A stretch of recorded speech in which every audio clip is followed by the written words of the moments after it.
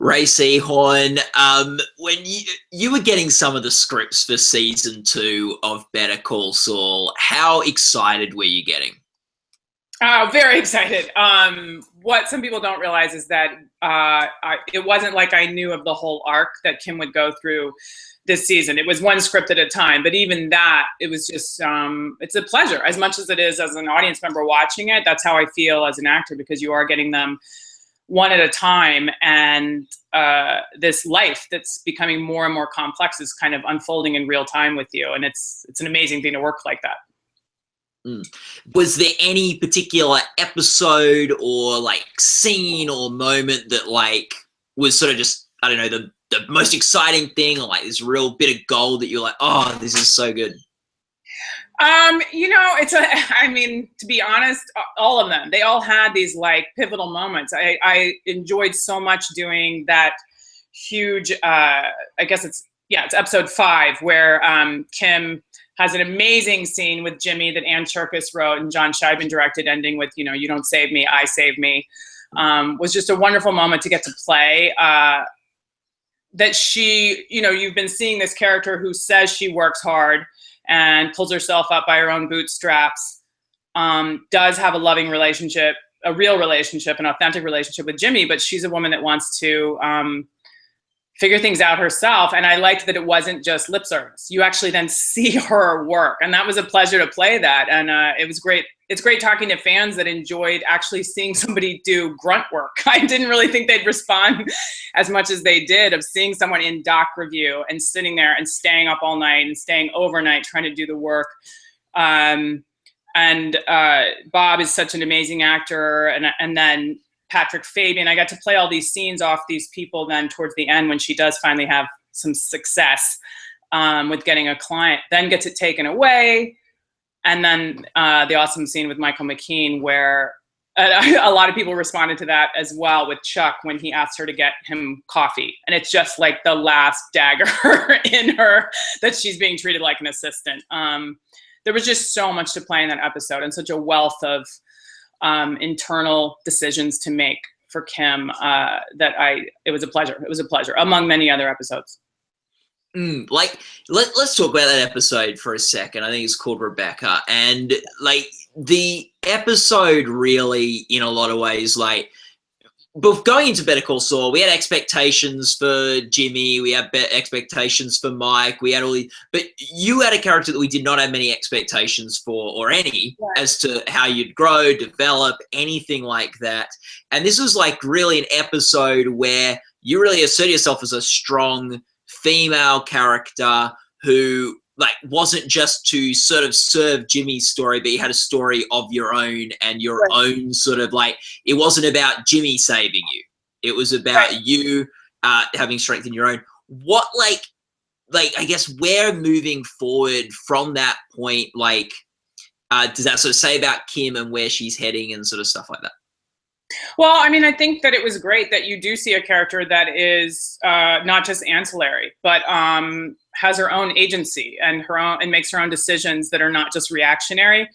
But at the same time, instead of that, what's great is instead of that taking away from the authenticity of her relationship with Jimmy, I think it underlines it, it magnifies it. She's there by choice, not by need. And I think the two of them really get a lot from each other. It is a symbiotic relationship, and they are transparent in their negotiation of just the difficulties of being together. I mean, and everybody knows what that is, whether it's a relationship or an employee thing or whatever. They negotiate that from a very real perspective and point of view, I think. But going forward, you're right. There was no expectations of what Kim was, which is rather freeing.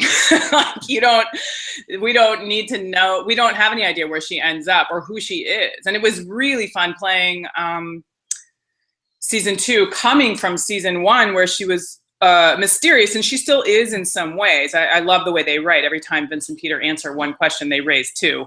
And so it was fun having that idea of her. She's very silent a lot, and a very observant person, and less quick to react than a lot of the other characters, particularly Jimmy, which is a fun thing, switching that stereotype of the male-female archetype. She's less kind of reactionary and emotional, and quick to take it personally and all of this stuff. She's very pragmatic. And I loved that, that evolution of you seeing that her choice to not speak is often a position of power as much as speaking is. And now we're seeing her kind of in this real relationship that is important to her and trying to negotiate a way to maintain her own ethics and morals. And it isn't just Jimmy that's causing those to be questioned.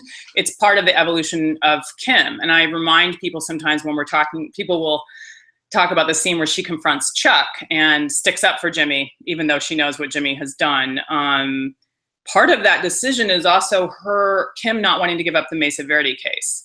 So she has her own ego and ambition issues that are starting to, that she's having to grapple with. And the idea of finding out when she goes to ask Chuck about, do I have a place at this firm? She finds out there are so many personal agendas going on that I'm always going to be a pawn. Kim is never going to be able to be rewarded for the work done. That's not a possibility here. So that's what makes her want to branch out on her own. And she does think it's a good idea to, business-wise, it may make some pragmatic sense to couple with Jimmy and try to make a go of that. But she thinks she can keep this line there, not just in their careers, but in their relationship of you operate your way and I operate my way. And you see early in season 2, that the idea that either of us can change the other one doesn't go well, which we all know in real life. So instead, she tries to see, can we be free agents, like a Venn diagram, that just share that middle section, and we'll see where that goes. I really don't know. I think it's an interesting question, and I'm really happy that they're including that character as somebody that's on the spectrum, all as far as ethics and morals and that whole gray area. It's the most interesting place to live. And they're making sure that all of their characters, they meaning Vince and Peter, have to grapple with that in some way. You've got to grapple with, unfortunately, your compass will not always point north. It just depends on which direction you're standing. They don't change, like they have a very, like, they're not trying to change each other, these two characters, which I think is pretty cool. But yeah. Do you think that they are good for each other or bad for each other? I think good. I do. And both ways. I mean, I know people are worried that Jimmy's like bad for Kim or something, but his insistence that Chuck and or Hamlin do have personal agendas, and that life is not, unfortunately, it's not a situation where you just keep your head down and work hard enough and you'll not only get ahead, but be happy. His insistence that she contemplate that life just isn't that easy and that black and white is actually turns out to be correct. And I do think of Jimmy as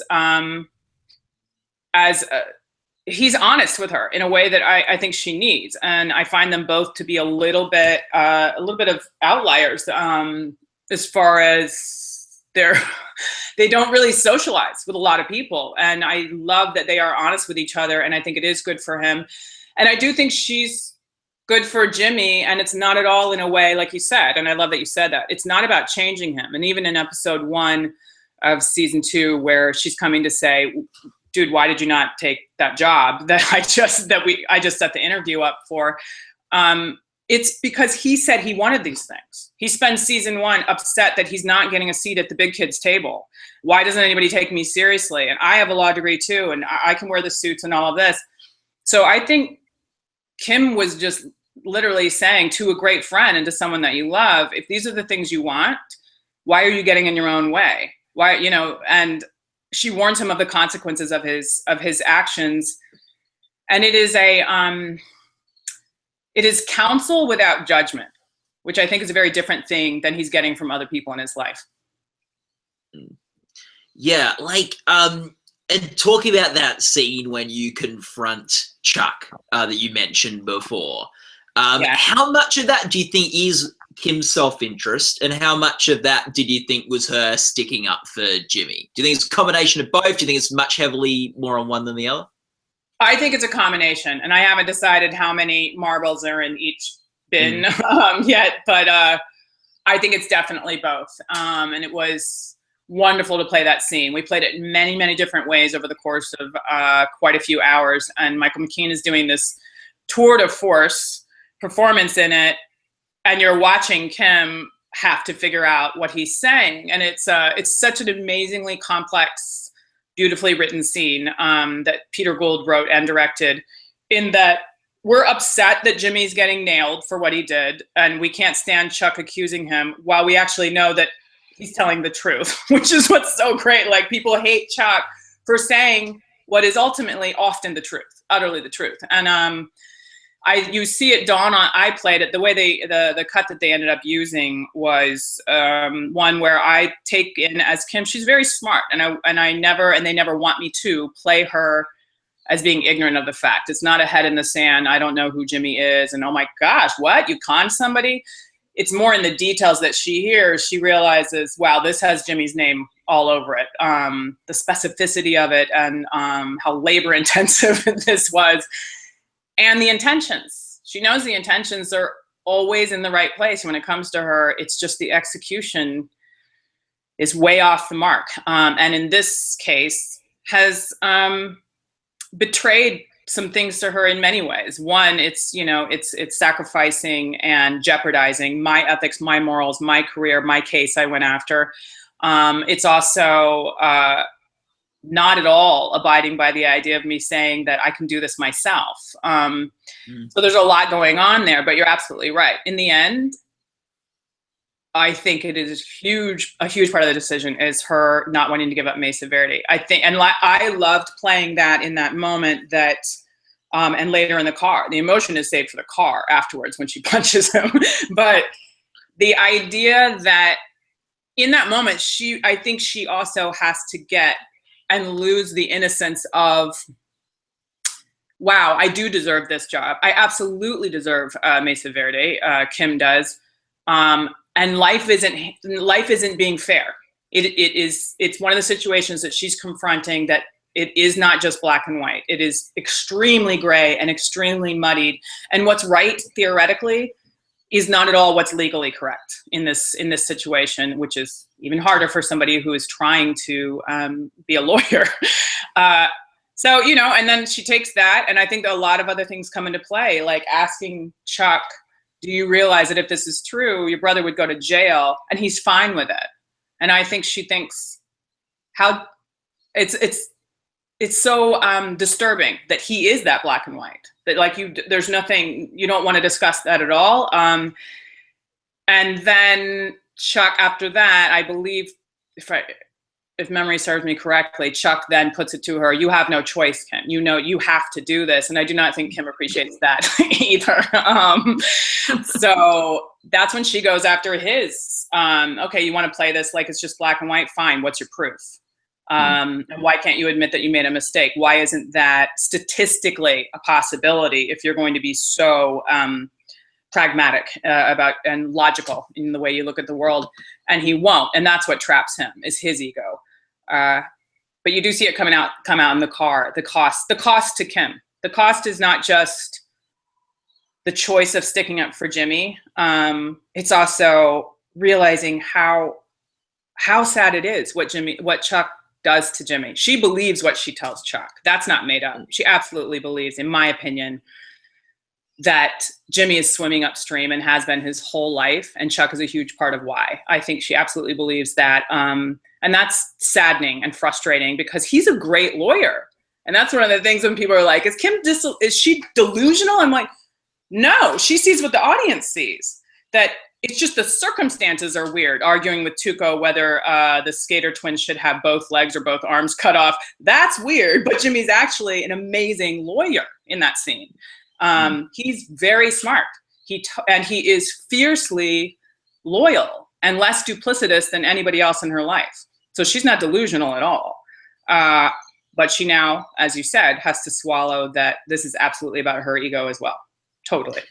I think it's almost like Chuck is very focused on the facts and the truth, right. And almost Kim is more focused on, she's focused on the truth as well, but more in terms of the relationships and more in terms of like, yeah, it's like the bigger, who deserves what in life, which is like, a very amorphous question that none of us wants to be saddled with. The people that think that they deserve to say who deserves what and what's ethically okay and not are typically not very good people. And yeah, but I think you're right that Kim's struggling with that. And one of the research tools I used when I first got this part, because I knew it wasn't a procedural drama. It wasn't, going to be about, and I can't go to law school really quickly as soon as I get a part. But what I did do was I was like, well, what's the human element of the cost and effect on someone going to law school? And I read Scott Turow's book from, I believe it's 1972, 1L, about Harvard first-year law students. And there is a lot of legalese stuff in there that was helpful, but it was also about the effect of trying to get your brain to think black and white for a legal system. When you're in court and you're arguing something, what you personally feel someone deserves has nothing to do with what you're arguing or what the outcome or what the actual legal just outcome is.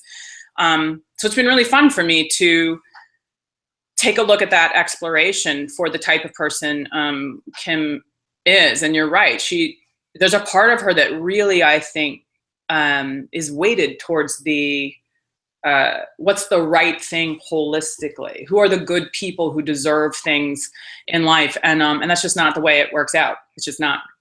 Yeah, it's like Chuck is very focused on the truth is Jimmy did the wrong thing, and you're like, no, the truth is that you've never believed in him.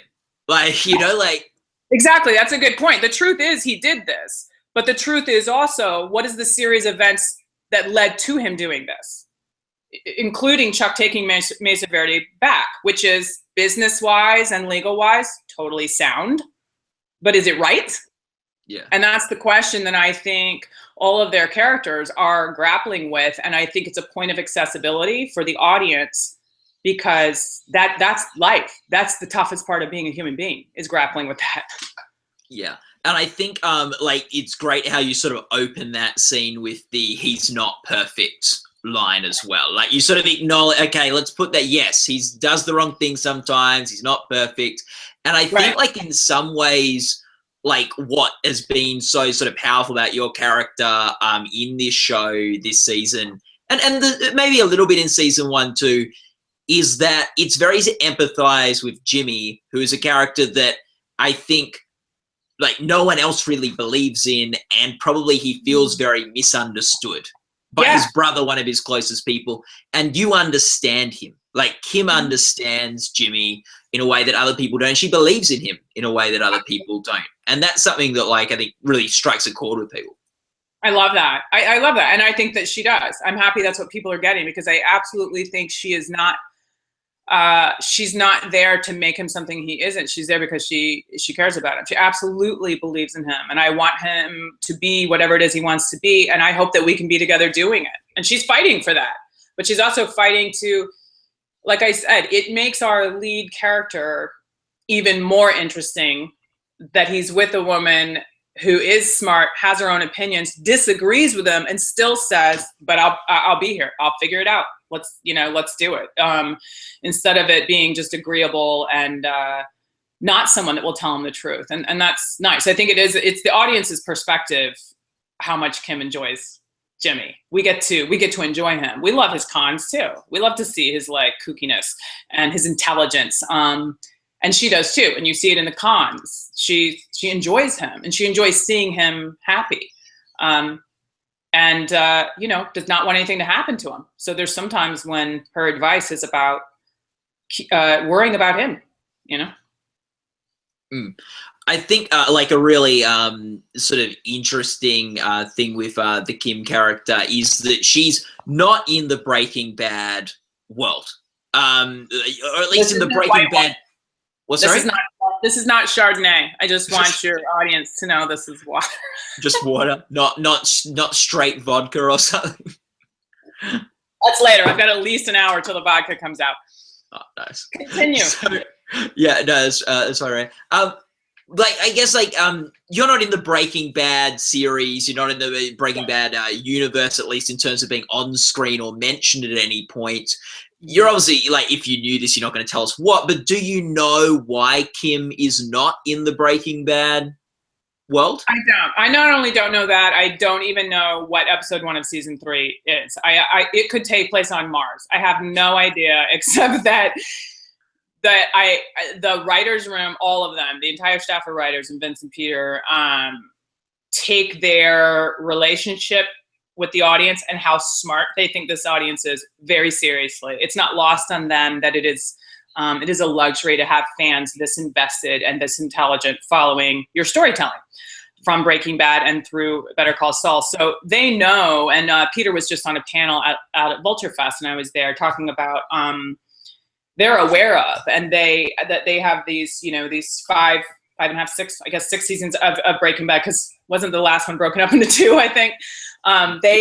They're aware that they can't live outside of those rules or contradict that information. But that being said, almost anything could happen. The idea that some people have thought of that there's only one way that this can end, and, you know, Chuck and Kim must be dead and Hamlin moved away. It's like there's a lot of other possibilities, including like you said, Peter just said this the other day. He said, we don't see Kim or Chuck or Hamlin, and we don't think that they're spoken about, but are they? So they go back and rewatch it to say, like, were there references that were not assigned to someone? Like, who knows?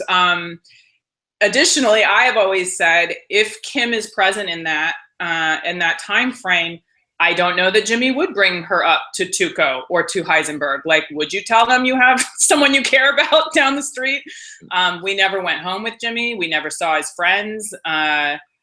I think it's very wide open. And so is the timeline, the way they're using the timeline in our series. We've gone past Breaking Bad. We've gone flashback from Better Call Saul, even younger. It's all over the place. And I do think there is a world where it could go through Breaking Bad years with alternative scenes, or a Rashomon effect where it's other lives that you weren't aware of. But none of it's going to be a stunt. And that's what's fun as an actor too. Even when I read scripts and I go, oh, I'm doing that. Oh, I'm at a con. Oh, I'm initiating a con. It always feels revelatory of a layer of your character, of kind of like what's inside and what's going on and where you came from, than clever or stunt-like. And that's when I know the fans and the actors and the cast can hang their hats on, is it's going to be intelligent and it's going to satisfy the storyline of these characters and these stories. And I hope the fans enjoy it, but I don't have a clue where it's going. Yeah, I think, like, there's this assumption that this show is not going to be a happy ending for Jimmy, but you never know if we're going to see Kim pop into a black and white scene in Nebraska at any point. Right? Like, I don't know. Does she work at Claire's Accessories next to Cinnabon? I don't know. We'll find out. Like, so that's the really exciting thing, and I'm sure, like, won't be till the final season of the show that we sort of would see they really something. don't tell me anything. I mean, there's a lot of people on Twitter who are like, "Why is she wearing a Kansas City Royals shirt?" And I was like, I really don't know. It's some part of her history. And then in the when I'm with Schweikart doing the job interview, they ask me where I'm from, and she won't say. She just says the Kansas-Nebraska border area, and talks about clearly living somewhere near like a hinky dinky. And I don't know what those things are yet. They don't tell me, and it isn't because they're withholding to be clever or manipulative. They really kind of paint in this amazing way where you start to do broad strokes, and then the details come later, you know, of like, what does that mean and where does that blossom and which seeds you plant that actually grow. And that's one of, there's another one when I'm watching Ice Station Zebra with Jimmy, and he says, I say it's one of my dad's favorites as well. And there's a reference where she's like, basically not, you can tell there's something wrong with her relationship with her dad. And Jimmy clocks it, but leaves it alone, meaning it's been discussed in some way. And I love that stuff. And I love that the audience keeps up with all of it too. It's just texture. It's just constant texture, that these are 3-dimensional people in a 3-dimensional world, so that when the fantastic things happen, you're already in the car. You're already taking the ride.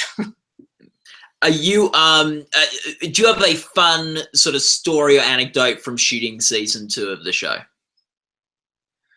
There were lots of them. I mean, I had a blast playing the con with the first con with Jimmy and Ken Wins that I loved from Breaking Bad. You know, that was great. I will tell you that I can hardly even see where he is in the pool when I'm talking to Jimmy and he's floating on a raft.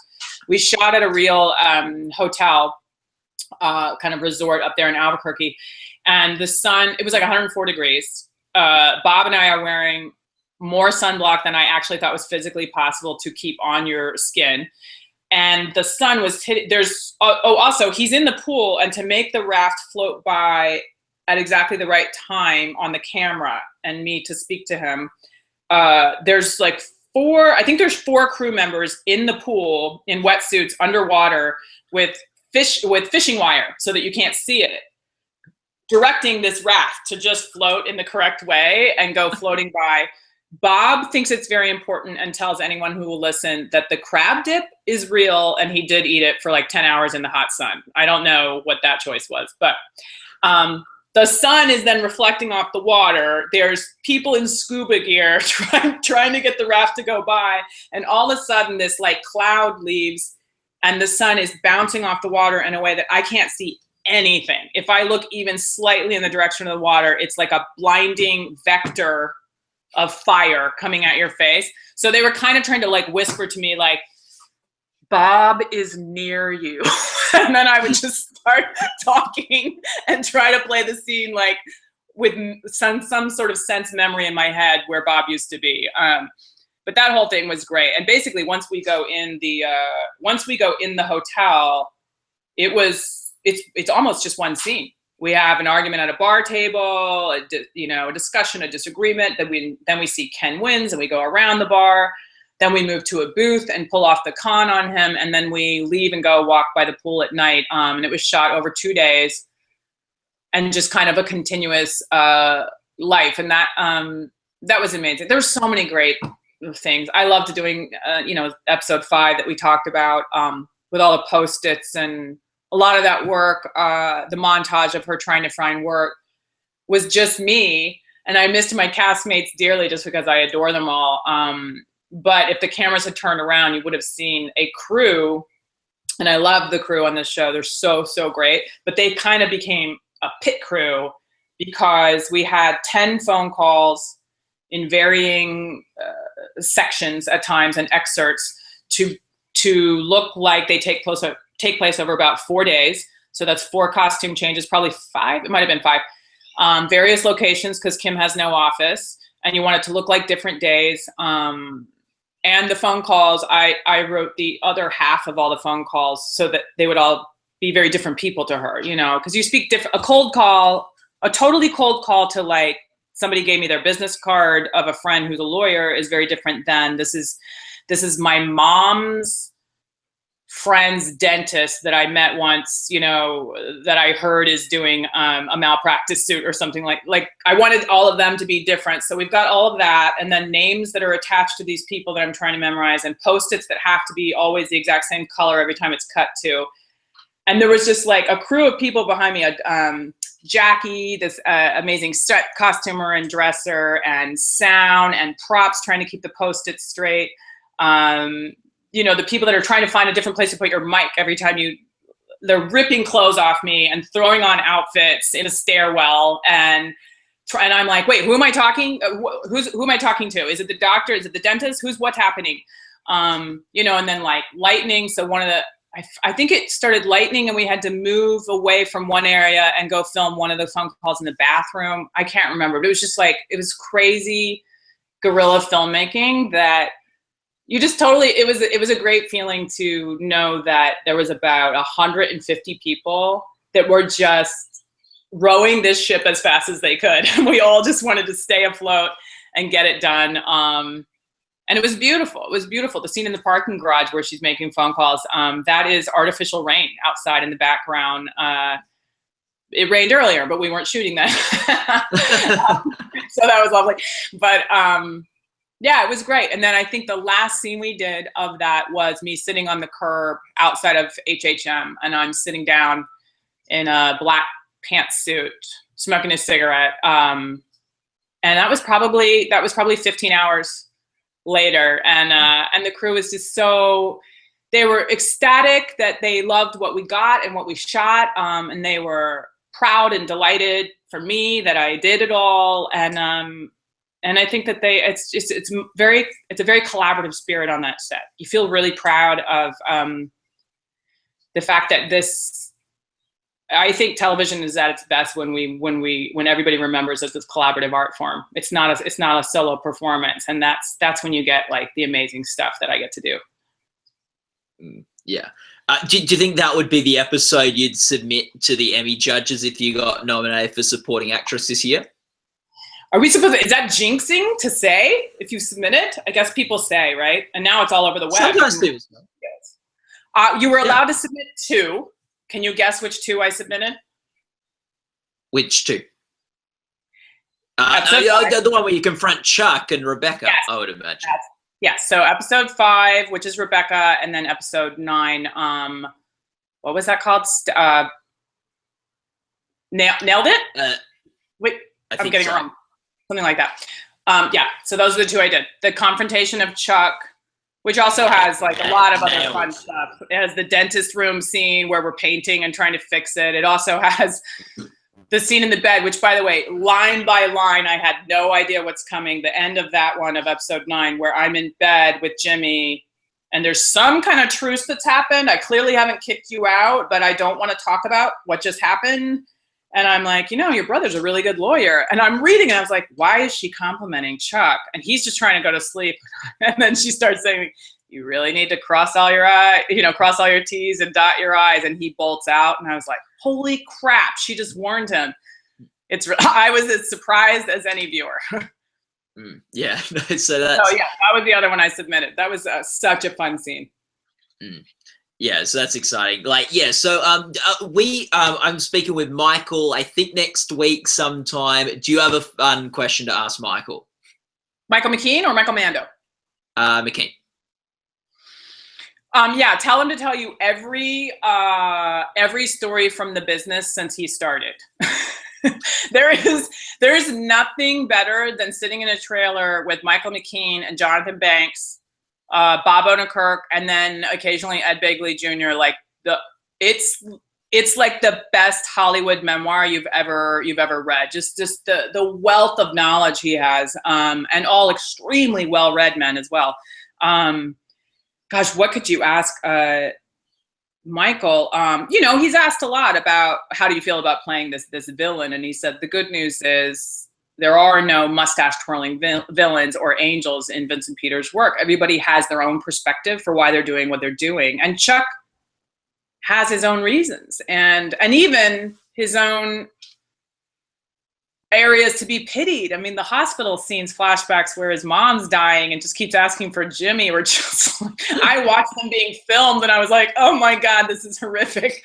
And I still cry when I see them. But I don't know. I'm curious about what moors him. What Chuck, where does Chuck anchor himself? Are there relationships that he seeks? I've always been curious about that because we don't know what happened to Rebecca. We don't know how you ended up being alone and terrified of electricity and in a house by yourself. And we know he has major issues with Jimmy, but I'm always curious, I wonder who Chuck anchors himself to now. Is it Hamlin? Is it Kim? Does he hate that she left? Is it no one? Is it himself? I don't know. That always interests me because he plays it so well that it makes you curious. Yeah, it'll be fun to talk to him about that confrontation scene with you from his perspective. Yeah, and he played it so beautifully, and they used the cut, and I was so glad they did, that he's actually very hurt. He's not just surprised at Kim, he's hurt when she says, basically, you're a terrible brother, basically is what she says to him. And you could see that that hurts him. And it also hurts him that Kim will not see it his way. It's very hard for him. Do you have a fun question for Bob? If we're trying to line up a chat with Bob at the moment. Fun question for Bob.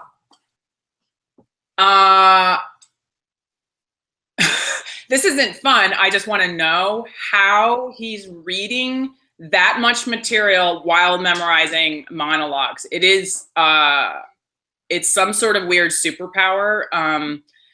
He's memorizing these extensive monologues, performing one while you're trying to memorize the next one, and not just getting it out, but performing them with like hundreds of layers and weird different ways to interpret them. And he does them over and over slightly differently each time. He's incredibly prepared and smart in his performances. But he will, to relax, if he gets 5 seconds between stuff, read giant tomes and novels and books and finish them at lightning speed. And if you ask to borrow them, which I have, he will ask you like, maybe like 48 hours later, so what'd you think? And I'm like, it was 400 pages. I'm not finished. He's like, oh, okay. Just tell me let me know when you're done. And I'm like, yeah, I'll call you next September. Yeah. I don't know. I'm just like, I'm curious if he always was that much of a voracious reader and with that ability to retain it all. Yeah. I can ask him how long he's been a voracious reader. Yeah, do it. And ask him to name his favorite books. He'll spend a half an hour telling you, and they're all great. I've read many of his suggestions, and they're all great. And you can also ask him because this is funny. Sometimes he said this publicly before, but you could ask him about does he ever have to suppress the comedic side of Saul when he's playing the more dramatic stuff? Does he ever want, like, do you suddenly want to be like that clownish Saul in certain moments? But yeah, it's interesting. Yeah. What's your favorite book that he has lent you? Oh, I've got quite a few. I loved Poking a Dead Frog, which is Mike Sachs' interview with a multitude of comedy writers over the years. And Adam Resnick's Will Not Attend, which is a bit of a memoir. I have not laughed out loud uncontrollably that hard. It's so dark and twisted, but hysterically funny. And then he just gave me, shoot, I'm blanking on her name. She was one of the first entertainment writers for The New Yorker, but Lillian Ross, I want to say. I'm sure one of your viewers will correct me, but it's a book of her essays. That's amazing. All of those. There's a lot more too that he told me, but they're just all by my nightstand. I'm working on it. You haven't finished them all yet, Rhea? I have not. Michael McKean also has just lists and lists of amazing books. They're always great. And he also has an incredible story about almost any band you can name. His dad was a record promoter in New York when he was growing up. And so he's just got a wealth, a really like almost unsavory how large his wealth of knowledge is of music. You can't, there's a story for everything. It's pretty incredible. And his early years in sketch. I could ask Bob and Michael forever about their early years in improv and sketch and writing and all of that stuff. That's just a very fascinating world and time in comedy. Yeah. Well, Ray, thanks so much for talking with us today. It was so great to sort of unpack Kim Wexler and Better Call Saul season 2 and everything with you. And all the best for the Emmy Awards. Thanks. We'll see how you go. What was it like getting nominated for Best Drama Series last year? That would have been cool. Amazing. I mean, our first year out, that was pretty great. And I loved seeing Bob honored for the work that he did, and the writers, just, Gordon Smith as well, and our editors, Kelly Dixon and Skip McDonald, Chris Caleb, and Vincent Peter, and the whole staff of writers. We were so excited. We were on set when the nominations came out doing season 2. And we were so excited to just to know, we knew we loved what we made, but finding out that the fans loved it and then the critics loved it is just kind of like icing you never even considered. It's amazing. especially following the footsteps of Breaking Bad, which probably like, wasn't just one of the great drama series of all times, but had one of the most critically acclaimed seasons of all time to wrap up. Like it could have been very easy, even if it was quite a good show, to sort of get compared and then sort of like, well, we don't like it as much as Breaking Bad. So that was really cool that you were able to get in. And to be judged on your own merits, and then to have the judgment come up fair. Yeah. So just all the best, Rhea. It's been so great chatting with you, and have fun. Thank you. You too. Thanks so much. I'll talk to you soon. Yeah. All right, bye-bye. Bye.